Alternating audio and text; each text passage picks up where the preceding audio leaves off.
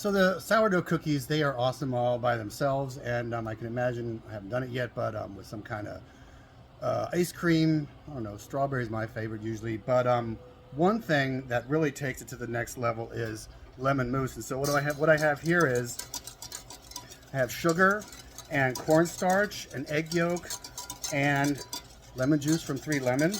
What I'm going to do here is I'm going to whisk it until it comes to a boil, and then this gets cooled off, goes in the fridge, and then we add some more stuff, and then it's going to be heaven, I'm telling you. Now I just added the rest of the lemon zest from those 3 lemons and cream, heavy cream, and I have to put some elbow grease in here because it's a little bit stiff, but now I have lemon mousse. Oh, and by the way, go to chrisbakesinohai.com for the recipe. You'll find it there, just like the recipe for the sourdough cookies. And so, let me tell you.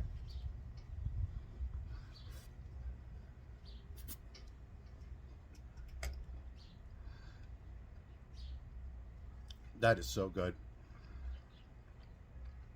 So lemony, so intense lemony, creamy, just heaven.